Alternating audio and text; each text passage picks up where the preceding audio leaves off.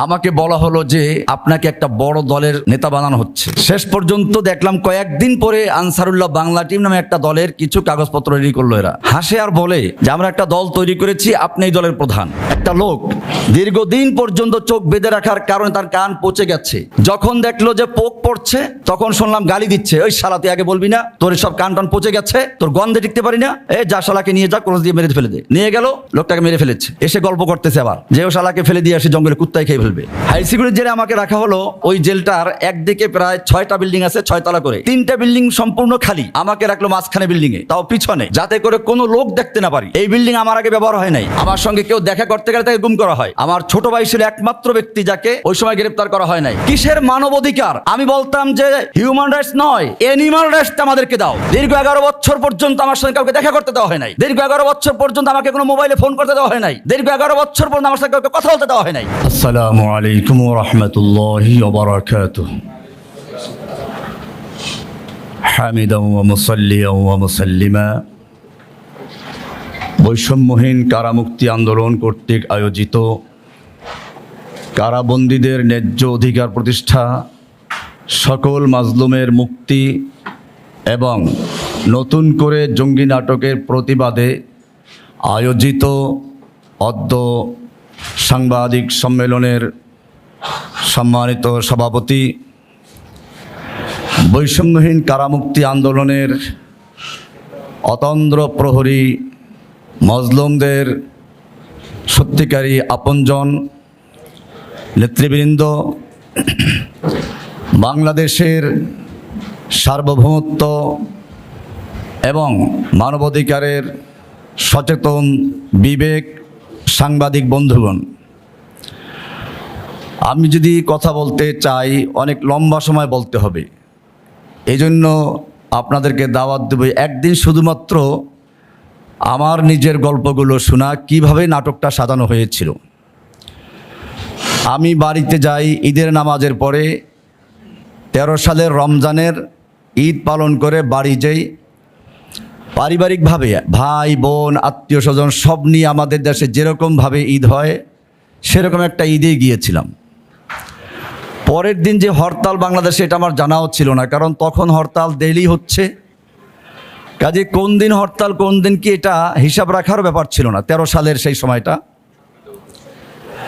আমাদের দুপুরে খাবারের আয়োজন। হঠাৎ করে কয়েকজন গেলেন যে আপনাদের কাছে গোপন সংবাদ আছে, আগামীকাল হরতালে নাশকতামূলক হামলা করার জন্য আপনারা এখানে গোপন বৈঠক করছেন। আমি বললাম যে আমি ঢাকাতে একটা বড় মসজিদের ইমাম, বড় একটা মাদ্রাসার শিক্ষক, আর তাছাড়া হরতালটা ডেকেছে জামাত বিএনপি, এটার সাথে তো আমার কোনো সম্পর্ক থাকার কথা নয়।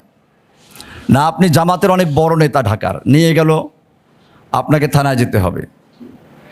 আমার সাথে আমার ভাই ভাতিজা পরিবারের সব লোকগুলো, বাচ্চাদেরকে আপনারা দেখেছেন, নিয়ে গেল 33 জনকে নিয়ে গেল। কিন্তু আমাদের আত্মীয়র মধ্যে একজন ছিল তৎকালীন সময়ে একটা সরকারের আস্থাভাজন দলের সদস্য, তাকে বলল তাড়াতাড়ি সরো।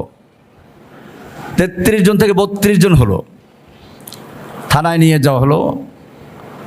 জামাতের বড় নেতা। আমি বললাম জামাত একটা ক্যাডার ভিত্তিক সংগঠন, এটার তো নেতা এমনি হওয়া যায় না। আমি কোন স্তরের কোন নেতা সে তো বলতে হবে। আপনারা দেখেছেন শেষ পর্যন্ত 57 ধারার একটা মামলা দিল তথ্য যোগাযোগ প্রযুক্তি আইনে। মামলা দিয়ে ভিতরে নেওয়া হলো, রিমান্ড চাওয়া হলো বরগুনাতে, নিয়ে আসলো ঢাকাতে, আমাকে কোর্টে উঠানোই হয় নাই। আমাকে বলা হলো যে আপনাকে একটা বড় দলের নেতা বানানো হচ্ছে, নতুবা আপনাকে এই বিষয়গুলো কাজ করতে হবে। অনেকগুলো প্রস্তাব ছিল। শেষ পর্যন্ত দেখলাম কয়েকদিন পরে আনসারুল্লাহ বাংলা টিম নামে একটা দলের কিছু কাগজপত্র রেডি করলো এরা। হাসে আর বলে যে আমরা একটা দল তৈরি করেছি, আপনি এই দলের প্রধান। নিবারণ চন্দ্র বর্মন তৎকালীন সময় ডিবির একজন অফিসার, তাওহিদ নামে একজন ছিল, হাসাহাসি করে গল্প করে যে আনসারুল্লাহ বাংলা টিম নামে একটা বাংলাদেশে দল তৈরি হচ্ছে, এটার প্রধান কার্যালয় হচ্ছে ডিবি 7 নম্বর টিম। তৈরি করা হলো। আমাদেরকে সাংবাদিকদের সামনে কথা বলতে দেওয়া হয় না, আগেই শুনেছেন। আমি সাংবাদিক ভাইদেরকে বলবো আপনারা জাতির বিবেক, আপনারা দেশের চোখ, আপনাদের উচিত হবে যখনই আপনাদেরকে কোনো সাংবাদিক সম্মেলনে ডাকে পুলিশেরা, বন্দীদের সাথে কথা বলতে হবে যে আমরা কথা বলবো। কথা বলতে দেওয়া হবে না। আর কথা বলতে চাইলে কী হবে তা ফখরুল সাহেব বলেছেন।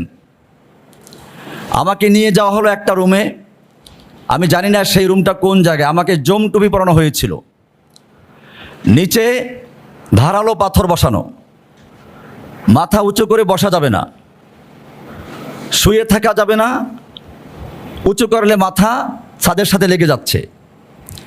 এভাবে রাখা হলো কিছু স্বীকারোক্তি আদায়ের জন্য। আমি বললাম যে আমি এই দলের অস্তিত্ব সম্পর্কেই জানি না। এরপরে একের পর এক মামলা দিতে শুরু করলো যে আপনি যদি এগুলো না বলেন তাহলে মামলা আরও আসবে। একের পর এক মামলা আসতে শুরু করলো। নিয়ে গেল এক সময় উত্তরা র্যাবের একটা আয়নাঘর আছে। তৎকালীন সময় আয়নাঘর সম্পর্কে কারণ ধারণা ছিল না। আমি যখন আদালতে বললাম, আদালতের স্বীকারই করে না, বিশ্বাসই করে নাই। জেলখানায় বললাম কয়েকজনকে যে এটা একটু প্রকাশ করে দেওয়া উচিত। অনেক নির্যাতন হয়, পিছনে হাত বেঁধে সাদা ফ্লোরে ফেলে রাখা হয়। একটা বাথরুম আছে, লোটা নাই, টেপ টেপ করে পানি পড়ে, ওই দিয়ে কোনোরকম সারতে হবে। এরপরে ওই সময়ের জন্য এক হাত খুলে দেবে, হ্যান্ডকাপ থাকবে হাতে। নামাজ পড়ার তো প্রশ্নই আসে না। খাবার টাইমে একটু চোখ খুলে দেওয়া হয়, খাবারের পরে আবার চোখটাকে ঢেকে দেওয়া হয়। অক্সিজেন নেই, একটু জানালা খোলা আছে, একটা ফ্যান আছে বাহিরে, ওখান থেকে অল্প অল্প বাতাস ভিতরে যায়।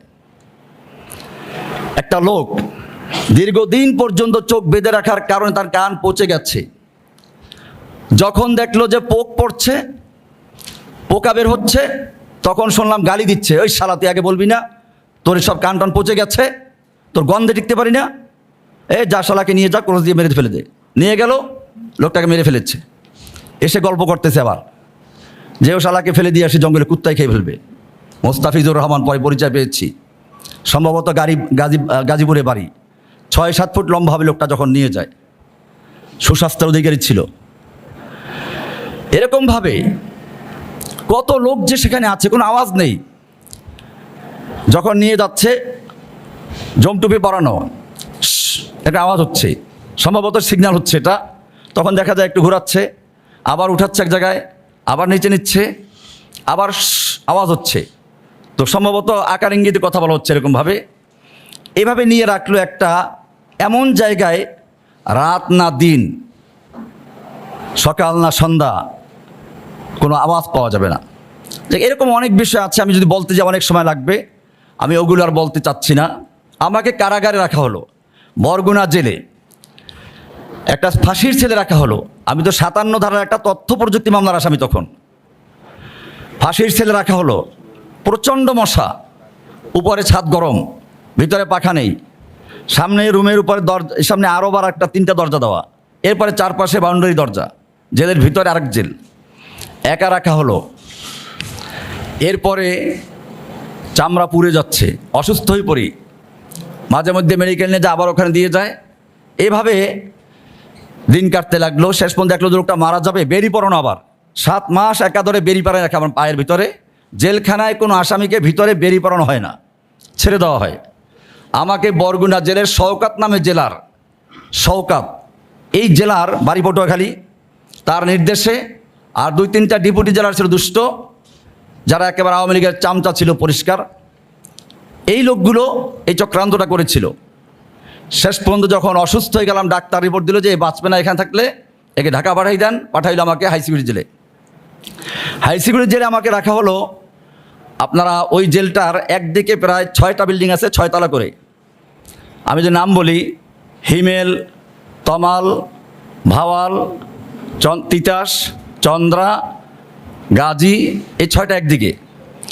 নীলগিরি নামে একটা বিল্ডিং আছে 6 তলা একদিকে।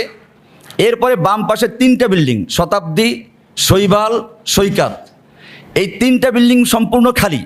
আমাকে রাখলো মাঝখানে বিল্ডিংয়ে, তাও পিছনে, যাতে করে কোনো লোক দেখতে না পারি। হাজার হাজার কবুতর ছিল, সামনে একটা মৌচাক ছিল, কবুতরের পায়খানে আস্তর পরে কয়েক ইঞ্চি পুরো হয়ে গিয়েছিল। এই বিল্ডিং আমার আগে ব্যবহার হয় নাই। একজন মানুষকে এক জায়গায় রেখে দিল, বছরকে বছর, দিনকে দিন না, মাসকে মাস না। একটা লোকের সঙ্গে কথা বলার জন্য আমি পাগল হয়ে গেছিলাম। আমার খাবার কীভাবে দিত? সাভারের একটা লোক ডাকাত, হারুন নাম, ডাকাতি মামলার আসামি, তাকে পুলিশে কানে থাপ্পড় মেরে বয়রা করে ফেলেছে। এই লোকটার ডিউটি ছিল বুড়া, আমার খাবারটা দিয়ে আসতো ভিতরে, আবার চলে যেত। বয়রা, কথা বলার কোনো সুযোগ নেই। কারারক্ষী দূরে থাকতো, তাদেরকে বলা হয়েছে ওনার কাছেও যাবি না। আমি আপনাদেরকে বলি, তখন আমার একমাত্র সান্ত্বনা ছিল আল কোরআন। আমি চিন্তা করলাম ওরা আমাকে কারোর সঙ্গে কথা বলতে দেয় না, কিন্তু আল কোরআন কালামুল্লাহ, কোরআন তো আল্লাহর কথা, তো কোরআন পড়া মানে হচ্ছে আল্লাহর সঙ্গে কথা বলা। আমি কোরআন হেফজ করতে শুরু করলাম। আলহামদুলিল্লাহ, এত প্রশান্তি মনের ভিতরে লাভ করেছি। আপনাদেরকে বলবো, আপনারা কোরআনটা পড়বেন। আমার বক্তব্য যারা শুনছেন, বিপদের সময় কোরআন আপনাকে আপন হয়ে পাহারা দিবে। কোরআন আমাকে সাহায্য করছে। আল্লাহর কালাম আমার একাত্মতার সঙ্গে, একত্রের সঙ্গে ছিল। কোরআন আমাকে সান্ত্বনা দিয়েছে, তুমি আল্লাহর সাহায্যে আছো। এক সময় আমার এক পাশের ব্লকে বিএনপি তারেক জিয়ার পিএস মিয়া নুরুদ্দিন অপুকে রাখা হলো। তাকেও দেখলাম যে এক ব্লকে একা রাখা হলো। যাক, পাশে একটা লোক পাওয়া গেছে অনেক দিন পরে। তো জিজ্ঞেস করলাম, আপনার কী মামলা? সন্ত্রাসবিরোধী মামলা দিচ্ছে আমাকে। তাকেও সন্ত্রাসবিরোধী মামলা দেওয়া হলো। আমি, আপনি এই মামলায় কেন? যাই হোক, সন্ত্রাসবিরোধী মামলাটা শেষ পর্যন্ত জামাতকে দেওয়া হয়, শিবিরকে দেওয়া হয় বিএনপিকেও দেওয়া হয়, হেজবুত তাহরিরকে। এরকম একটা মামলা সাজানো হয়েছিল। আমি বলতে গেলে এই নাটকগুলো অনেক সময় লাগবে। সকালবেলা আমি ডায়াবেটিস রুগী, সকালবেলা কোর্টে নিয়ে আসে, সন্ধ্যার সময় নিয়ে যায়। সারাদিনে কোনো খাবার নাই, দেখা তোকে করতেই পারে না। আমার সঙ্গে কেউ দেখা করতে গেলে তাকে গুম করা হয়। আমার ছোটো ভাই ছিল একমাত্র ব্যক্তি যাকে ওই সময় গ্রেপ্তার করা হয় নাই। তাকে সে মামলার জন্য আসলো, তাকে গুম করা হলো সদরঘাট থেকে। স্ত্রী সঙ্গে ছিল তার, সে একটা কলেজের প্রফেসর। স্ত্রীকে নামিয়ে দিয়ে বলল যে বাড়ি চলে যাও। সে জিডি করার জন্য ঢাকায় গেল, করা হয় না। পরে বরিশালকে জিডি করলো, জিডি কপিটা আছে এখনও। 6 মাস পর্যন্ত গুম করে রাখলো, চরম নির্যাতন করলো। একটা টকবগে যুবক, নির্যাতনের কারণে তার পেট ফুলে গেছে, পিছন দিয়ে কি ঢুকিয়েছে। এরপর যখন মারা যাবে সেই সময় হঠাৎ করে খবর পাইলাম কি, আপনার ভাইকে পাওয়া গেছে, টিভিতে প্রচার করছে, ফকিরাপুল কোন একটা হোটেল থেকে গ্রেপ্তার করেছে। এই লোকগুলো জেলখানায় আমার ওই ভাইটাকে দেওয়া হলো। আমি একটু দেখতে চাইলাম, দেখতে দেওয়া হয় নাই। মিজান সাগর নামে একটা অফিসার, আমি বললাম যে আমি একটু মেডিকেলে যাব, আমার ভাইটার সাথে দেখা করব। আমি নিজেই মেডিকেলে গেলাম, দেখা ঔষধ নিল আমাকে, কাজে না দেখা করতে পারবেন না। কয়েকজন রিকোয়েস্ট করলো যে আপনার ভাইটা মারা যাবে, আর বাঁচবে না, একটু শেষ পর্যন্ত দেখা করেই যান। মিজান সাগর, লোকটার নাম বলছি, একজন জমাদার, জেলখানার ভিতর হাবিলদার, কারারক্ষী। অনেক ভালো কারারক্ষীও পেয়েছি, কিন্তু এইরকম মার্কা কারারক্ষী কিসের মানব অধিকার? আমি বলতাম যে হিউম্যান রাইটস নয়, অ্যানিমাল রাইটসটা আমাদেরকে দাও। দীর্ঘ 11 বছর পর্যন্ত আমার সঙ্গে কাউকে দেখা করতে দেওয়া হয় নাই। দীর্ঘ 11 বছর পর্যন্ত আমাকে কোনো মোবাইলে ফোন করতে দেওয়া হয় নাই। দীর্ঘ 11 বছর পর্যন্ত আমার সঙ্গে কাউকে কথা বলতে দেওয়া হয় নাই। এমনকি সুব্রত বালা শেষ সময় আমাকে যখন হাইকোর্ট দেখলো যে এই মামলাগুলো কিছুই না, সাজানো মামলা। একটা কথা আপনাদেরকে বলি, বলা হয় আমাকে এই তত্ত্বাবধায়ক সরকার জামিন দিয়েছে, না, এটা ভুল কথা। আমার জামিন দিয়েছিল হাসিনা সরকারের সময়, হাইকোর্ট থেকে সব মামলা জামিন হয়েছিল। আপনারা সাংবাদিক, দেশের চক্ষু, আপনারা একটু চোখ খুলতে হবে আপনাদেরকে। আমাকে গেট থেকে জামিন দেওয়া হলো। হাসিনার তৎকালীন সিডিটিসি এর আগে ভিতরে বসে আছে সুব্রত বালা, ওই সময়কার জেলের জেলার সুপার এবং তার সঙ্গে জেলার, তারা আমাকে কাগজ কলমে জামিন দিয়ে তাদের হাতে তুলে দেয়। 3টা গাড়ি বাইরে ছিল। আপনারা এটা জানেন, জেলখানার গেটের ভিতরে সিসি ক্যামেরা আছে, বাইরে সিসি ক্যামেরা আছে। এরপরে মেইন গেট আছে, জেল কাশিমপুর জেলের একটা বড় গেট আছে, 4টা জেল ওখানে। এই 4টা জেলের একটা বড় গেট আছে, ওখানে অনেকগুলো সিসি ক্যামেরা থাকে। এরপরে আমাকে সেখান থেকে নিয়ে গেল সিটিটিসি ভবনে, ওটার সামনে ক্যামেরা, ভিতরে ক্যামেরা। আমাকে নিয়ে যে আয়না ঘর রাখলো সেখানে ক্যামেরা। এরপরেও প্রচার হতে লাগলো কি, আমাকে আবার মজাক করতো, জসিমুদ্দিন রহমানি জামিনে বের হয়ে গেছে, তাকে খোঁজা হচ্ছে, পাওয়া যাচ্ছে না, কোন আত্মীয়ের বাসায় আছে। হাসে আর বলে, আপনি আত্মীয়ের বাসায় আছেন, আমরা আপনার মামা হই। এরকমভাবে তারা চরমভাবে আমাকে কিছু স্বীকারোক্তির কথা বলছিল। ওরা বুঝতে পেরেছিল, আমি আপনাদেরকে বলি, হাসিনার যে পতন হবে এটা হাসিনা টের পেয়েছিল। কারণ এইরকম মাজলুম আলেমদের বদদোয়া আল্লাহর কাছে ফরিয়াদ হয়েছে। মানুষ মরার আগে বুঝতে পারে তার মৃত্যুর সময় ঘনিয়ে এসেছে। হাসিনা বুঝতে পেরেছিল, সেজন্য আমার কাছে বারবার মাপ চেয়েছে, ক্ষমা চেয়েছে আমাকে। আমি বলি আপনাদেরকে, লাস্টে আমাকে যখন শর্তগুলো আমি পূরণ করি নাই, আমাকে নতুন করে গ্রেপ্তার দেখাবার জন্য নিয়ে গেল ক্রস ফায়ার দেওয়ার জন্য, সম্ভবত মোহাম্মদপুরের কবরস্থানে আশপাশ কোনো একটা জায়গা হবে। যাই হোক, আমি বললাম, দেখো জসিমউদ্দিন রহমানি কোনো অপরাধ করে নাই, তোদের উপর আল্লাহর গজব পড়বে, আমার জীবনকালে সমস্যা নাই, তোরা কাকে খুশি করার জন্য আসছিস সেখানে। ওরা ভয় পেয়ে গেছে, আমাকে নিয়ে আসলো, একটা নাটক করলো, ওখানে কয়েকজনকে দিয়ে একটা মামলা সাজাইলো। মামলা সাজায় আমাকে পরের দিন স্বীকারোক্তি নিবে। আপনারা বলি আপনাদেরকে, কোর্টে আমার কাছে মনে হয়েছিল এই যে ম্যাজিস্ট্রেট কোর্টের চত্বরটা, যেখানে হাজার হাজার মানুষ আসে যায়, পুলিশ আসে, আমাকে একটা গাড়ির মধ্যে ফেলাই রাখলো সারাটা দিন, রৌদ্রে প্রচণ্ড গরমে সিদ্ধই সাদা হয়ে গেছি। আমার মনে হচ্ছিল এইখান দিয়ে কত লোক যাচ্ছে, আর এইখানে একটা লোক এত নির্যাতিত নিপীড়িত, কেউ বুঝতে পারতেছে না, অথচ আমি গাড়ির ভিতর ওইখানেই আছি। যখন সন্ধ্যা হয়ে যায় তখনও বলে, আপনার স্বীকারোক্তি দেন আদালতে গিয়ে, তাহলে আপনাকে ছেড়ে দেওয়া হবে। আমি মিথ্যাবাদী, আমি তো জেলখানে 11 বছর ধরে। শেষ পর্যন্ত দেখলো যে আদালতের টাইম শেষ হয়ে যায়, কি করবে, রিমান্ড থেকে নিয়ে আসছে। লাস্টে কী করলো, ওইখানে রেখে ওরা ওই যে কারা পুলিশ থেকে কাছ দিয়ে চলে গেল। যখন কারা পুলিশ আমাকে দেখলো যে পুরা ওই যে মাছের পেটে ইসুফ আলাইহিস সালাম ইনুস বের হয়েছিল, যখন তখন সাদা হয়ে গেছিলো শুনেছি, ওরা দেখলো সাদা হয়ে গেছে, তাড়াতাড়ি এই যে জেল পুলিশ থাকে, ও পুলিশ অফিসার আমাকে তাড়াতাড়ি জুস খাওয়াইলো, আর বললো খাবার দিই আপনাকে কিছু। আমি খাবারটাও না, একটু জুস খাই। এটা খাওয়ার পর একটু উনি বাতাস দিলেন, পুলিশরা বাতাস করেছে, ওখানে একটু বসাই রাখলো, একটু স্বস্তি বোধ করলাম। এইভাবে আমাকে নতুন করে আবার জেলে দিল, নতুন একটা মামলা দিল। তাহলে আগের মামলায় আমার জানে আগের থেকেই আছি, এই যে একটা নতুন নাটক করে মামলাটা দিল, আপনারা লিখেছেন উনি বের হয়ে গেছেন। আপনার এতটুকু খোঁজে না যে একটার সময়, দুপুর 1টার সময় একটা লোক বের হয়ে কই গেল?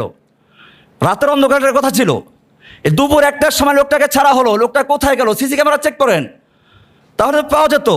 কিন্তু না, একদল, আপনাদের কথা বলছি না, আপনারা অনেক ভালো সাংবাদিকও আছেন আমি জানি, কিন্তু ওই সময় আপনাদেরকে ডাকা হয় নাই, ডাকা হয়েছিল কিছু সাজানো কুকুরকে, ভারতের 5 গোলাম। এই লোকগুলো কি দিয়ে সাংবাদিক সম্মেলন করতো, ওখানে ডাকতো, এরা যেভাবে সাজিয়ে দিত সেভাবে রিপোর্ট করতো, আর সাথে কিছু টাকা ধরাই দিত। এই নাটক আগে হয়েছে। আমি বলতে চাই, এখন আমার সেই মামলাটা নিষ্পত্তি হয় নাই। এরকমভাবে বরগুনার যে মামলাটা প্রথম দিয়েছিল, 57 ধারার মামলা, আপনারা জানেন কত আন্দোলন করেছেন, আমার সেই মামলা এখন মধ্যে বিচার শুরুই হয় নাই। এই 11 বছর চলে গেছে, জামিন বিচার শুরু হয় নাই, এখনও একটা মামলার বিচার শুরু হয় নাই। একটা মামলা তারা অনেক গুরুত্ব দিয়েছিল, বলগার রাজীব হায়দার মামলার আমাকে জড়ানো হয়েছিল, আপনারা জানেন। আপনাদেরকে আমি বলি, একটু মাথা খোলা রাখবেন। এই মামলা যদি আমি সত্যি আসামি হতাম, যুক্ত থাকতাম, তাহলে আমাকে কি ওরা 5 বছরের সাজা দেয়? সাজাটা কেমনি দিছে দেখবেন, ওখানে জজ কোর্ট থেকে বিচারের যে রায়ের কপি একটা খোঁজ নেবেন, পরিষ্কার লেখা আছে এই মামলার আসামি জসিমউদ্দিন রহমানিকে যদিও আনসারুল্লাহ বাংলা টিমের গুরু প্রধান অথবা আধ্যাত্মিক নেতা বলা হয়েছে, কিন্তু রাষ্ট্রপক্ষ প্রমাণ করতে সম্পূর্ণ ব্যর্থ হয়েছে, সম্পূর্ণ ব্যর্থ হয়েছে। বল তাহলে 5 বছর সাজা কেমনে দিল? 1 পৃষ্ঠা পরে দেখবেন, 282 নম্বর 83 নম্বর পৃষ্ঠায় সেখানে লেখা আছে, তবে এই মামলার সার্বিক বিবেচনায় তাকে উস্কানিদাতার ভূমিকা পালনের বিষয় বিবেচনা করে 5 বছরের সাজা দেওয়া হলো। ভূমিকা পালনের বিষয় তাও বিবেচনা করে এইভাবে 5 বছরের সাজা। আমি আপনাদের জিজ্ঞেস করি, প্রমাণ করতে পারলে কি আমাকে ওই মামলায় 5 বছর সাজা দেয়? তাহলে আপনারা কেন এই জিনিসগুলো দেখেন নাই? এরপরে দ্রুত নিয়ে গেল হাইকোর্টে, হাইকোর্ট দেখলো যে 5 বছরের বেশি দিছে, আর 5 বছর খাটা শেষ হয়ে গেছে আমার ইতিমধ্যে। তো এরপরে আর কোনো মামলার বিচার করতে যায় নাই। আপনারা আমাকে এভাবে ফাঁসানো কেন হয়েছিল, এর অনেক রহস্য আছে। শেখ হাসিনার জানেন কতগুলো ফালতু বক্তব্য ছিল, মদিনা সনদ দিয়ে দেশ চলবে। আমি পড়াশোনা করেছি দেওবন্দে, আমি জামিয়া রহমানিয়ার ফার্স্ট ছাত্র ছিলাম, দেওবন্দের উচ্চ পর্যায়ের ছাত্র ছিলাম আমি। মদিনা সনদ কি আমার মুখস্থ আছে, আমি প্রতিবাদ করেছিলাম যে মদিনার সনদ, রাষ্ট্র মদিনা সনদ কি আছে জানেন কিছু? এতে খেপে গেল তার লোকেরা। তো এরকম কিছু বিষয় ছিল। আমি যাই হোক, আমি আপনাদের বলতে চাই, কারাগারে যে নির্যাতনগুলো হয় সেগুলো আপনাদের তুলে ধরতে গেলে আমার অনেক সময় লাগবে।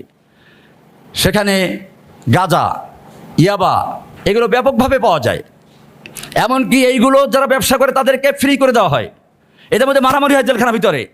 আর যারা ইসলামিক লাইনের বন্দী এদেরকে আটকে রাখা হতো, এমনকি মোবাইল ফোন দেওয়া হতো না।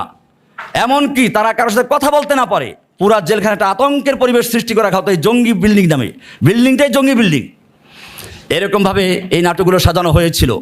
আমি বর্তমান সরকারকে বলবো, হাসিনার সেই নাটক যারা তৈরি করেছিল এখনও তারা প্রশাসনের রন্ধ্রে রন্ধ্রে ঢুকে আছে। এদেরকে যদি না সারানো হয় তাহলে যে কোনো মুহূর্তে আবার তারা দেশকে অস্থিতিশীল করে তুলবে, সরকারকে বিব্রত করবে। আমরা চাই এই সরকার স্থায়ী থাকুক, এই সরকার দেশের শান্তি ফিরিয়ে আনুক। আমরা সহযোগিতা করে যাচ্ছি। বাংলাদেশে যদি সত্যিকার অর্থে হাসিনার কথা মতো সাজানো মতো জঙ্গি থাকতো তাহলে এই বিশৃঙ্খল সময় তো সবচেয়ে বেশি জঙ্গিবাদের নাটক ঘটনা ঘটতো। কই আপনারা দেখেছেন? একটা পটকাও ফুটে নাই। তাহলে বোঝা গেল কেন ফুটছে না, কারণ এই সব নাটক যিনি সাজাতেন তিনি এখন বাংলাদেশে নাই।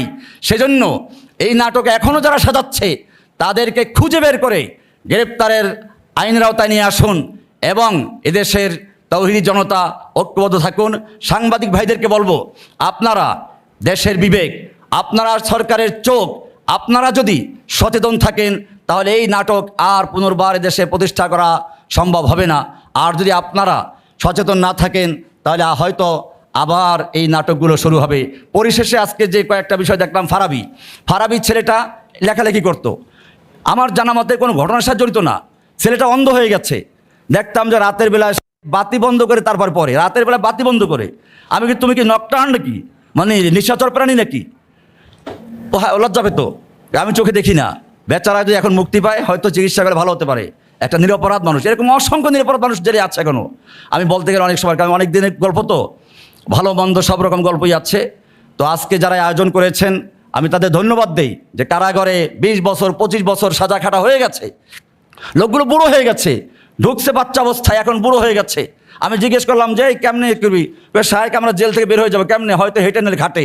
এত আফসোস করে তারা কথাগুলো বলছে, তাদের হৃদয়ের কথাগুলো শুনুন। আমি আপনাদেরকে বলতে চাই না, এই ঈদের দিন আমি যখন কোরবানি করলাম আমার কলিজা হঠাৎ করে ব্যথা লাগলো। আমি কোরবানি করে মাংস খাবো, ওই লোকগুলো কী অবস্থা আছে আমি জানি, তাদের একটু একটু গোস্ত দেয়। আমি আমার লোকদেরকে বললাম গরু জবাই করো। গরু জবাই গোস্ত ভুনা করে আমি নিজে নিয়ে গেছি জেলখানা গেটে নিজে নিয়ে গেছি। জেলার সুপার মাশাআল্লাহ আমাকে সম্মান করেছেন, পুরা মাংসটা ঢুকিয়ে দিয়েছি, মনে একটা শান্তি পেয়েছি। যে এই আপনাদেরকে বলবো, আপনারা যদি পারেন এই বন্দীদের মুক্তির জন্য কিছু লেখালেখি করেন, এই বন্দীদের পক্ষে কিছু কথা বলেন, আল্লাহর কাছেও পুরস্কার পাবেন, দুনিয়াতেও সম্মান পাবেন। আর যদি আপনাদের কারণে একটা লোক এই মিথ্যা প্রচার বন্দী থাকে, মনে রাখবেন দুনিয়াতেও আল্লাহ অপমান করবেন, আখিরাতে অপমান করবেন। হাসিনা বন্দী করে মানুষকে নির্যাতন করেছে, গুম করেছে। আল্লাহ তাকে দুনিয়াতে যদি সে বন্দী হতো অথবা যদি নিহত হতো এত অপমান হতো না, পালিয়ে গিয়ে যে অপমান হয়েছে এটা আল্লাহর শাস্তি, কারণ সে বলেছিল পালাবো না। আল্লাহ রাব্বুল আলামিন তাই বন্দীদের বদ্দুয়ার কারণে, নির্যাতন জুলুমের কারণে তাকে বন্দী না করে, তাকে নিহত না করে